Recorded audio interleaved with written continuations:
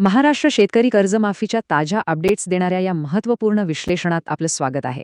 चला तर मग सुरू करूया.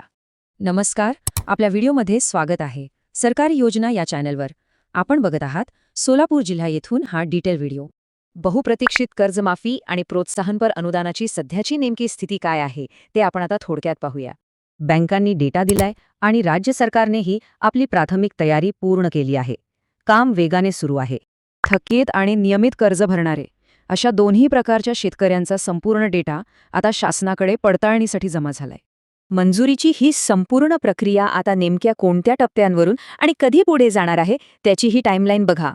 14 मे रोजी समितीच्या प्राथमिक कर्जमाफी अहवालावर एक अत्यंत निर्णायक अशी उच्चस्तरीय बैठक नुकतीच पार पडली. या महत्त्वाच्या बैठकीला राज्याचे मुख्यमंत्री, कृषी मंत्री आणि सहकार मंत्री स्वतः उपस्थित होते.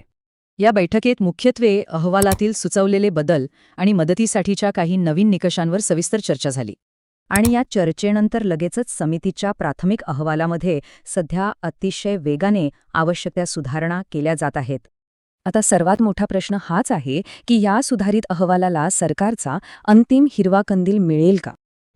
गेल्या 3-4 बैठकांमध्ये सर्वांनाच अधिकृत मंजुरीची दाट अपेक्षा होती, पण दुर्दैवाने तसं काही झालं नाही. पण आता सरकारच्या अलीकडील वेगवान हालचाली पाहता हा विलंबाचा काळ लवकरच संपेल असं स्पष्ट दिसतंय.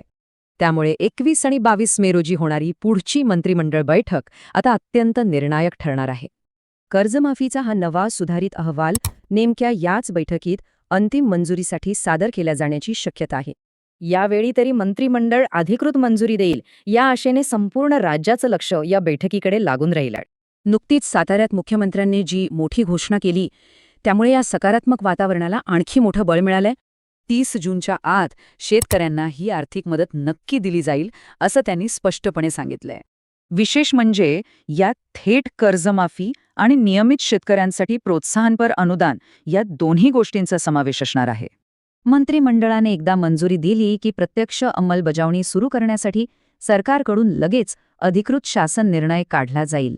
त्यामुळे आता सर्वांना फक्त या अंतिम आणि अधिकृत शासन निर्णयाची म्हणजेच GRचीच आतुरतेने प्रतीक्षा आहे. पण लक्षात ठेवा, अंतिम मंजूर झालेल्या ह्या अहवालात नव्याने सुधारित केलेले काही नवीन निकष नक्कीच असू शकतात.